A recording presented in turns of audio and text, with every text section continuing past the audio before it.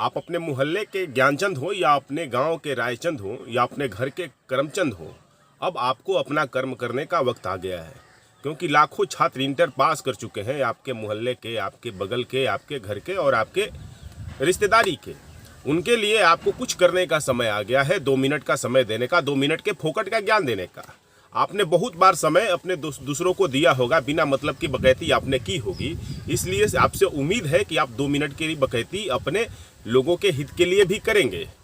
देखिए भैया, एक भोजपुरी में कहावत होता है कि लटकला त गइल बेटा, लेकिन उसको थोड़ा सा मैं चेंज करता हूँ और कहता हूँ कि भटकला त गइल बेटा। इंटर पास करने के बाद में जो भी लड़के हैं वो थोड़ा सा भी वो अगर भटक गए तो उनका पूरा कैरियर खराब हो जाता है। अभी उन्हें मालूम ही नहीं होगा कि वे क्या पढ़े क्या नहीं पढ़े। तो हम बता देते हैं थोड़ा बहुत, हम कोई कैरियर के कोच नहीं हैं, लेकिन थोड़ा बहुत जो जानकारी है उसके मुताबिक बता देते हैं।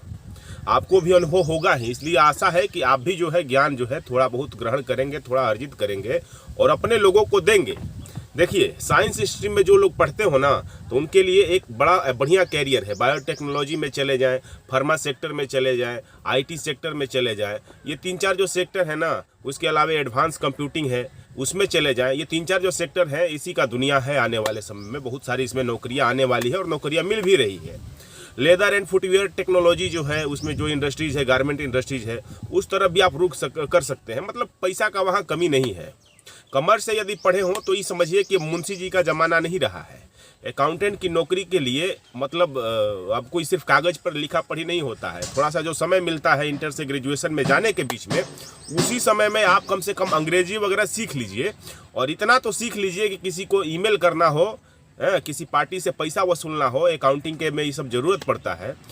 और बहुत सारा अकाउंटिंग का जो एडवांस कोर्स है कंप्यूटर से रिलेटेड, जो बहुत सारे छोटे छोटे शहरों में तो होता भी नहीं है, पटना में होता है या दिल्ली में होता है, तो वो सब कर लीजिए। जैसे लॉजिस्टिक्स सेक्टर है, उसमें अकाउंटिंग वालों का बड़ी डिमांड है। मोटा मोटी उन लोगों के लिए मैं वीडियो कर रहा हूँ जिनको समझ में नहीं आता है कि क्या करें।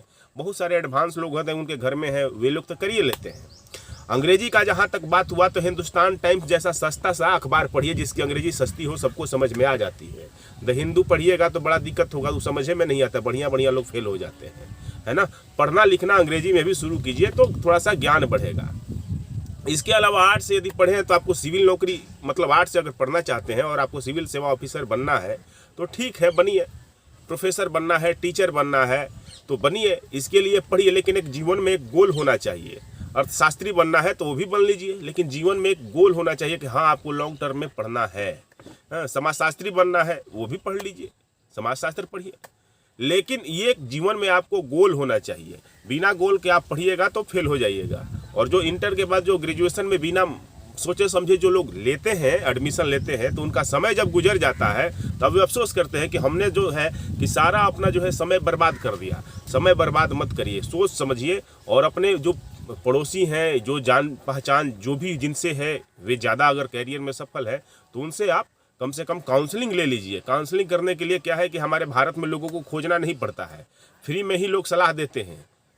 लेकिन ध्यान रखिए कि आपको रुचि क्या है। ऐसा नहीं कि सलाह के चक्कर में आप सिर्फ पड़ जाइए। आपकी जो रुचि है उसी में आप आगे बढ़िए।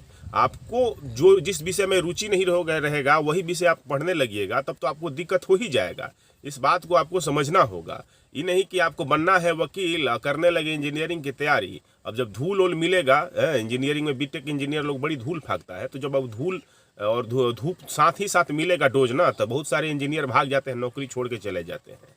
लेकिन ध्यान रखिए, बीटेक को आज कल सोच लिया गया है कि नहीं ये नौकरी एकदम बिल्कुल ख़राब है, 10,000 का महंगा है। जी नहीं, ऐसा नहीं है।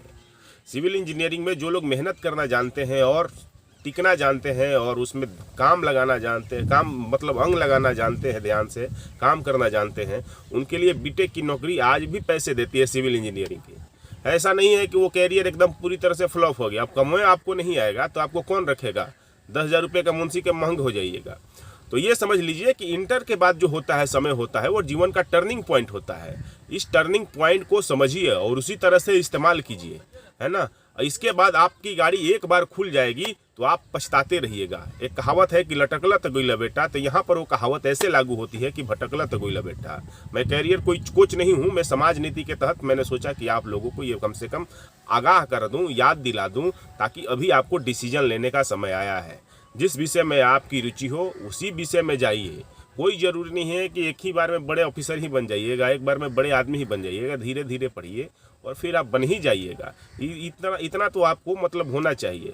ये नहीं कि आप जो है ना कि आप दूसरे विषयों में ले लीजिए, दूसरे के कहले में ले लीजिए, दूसरे के कहने में ले लीजिए।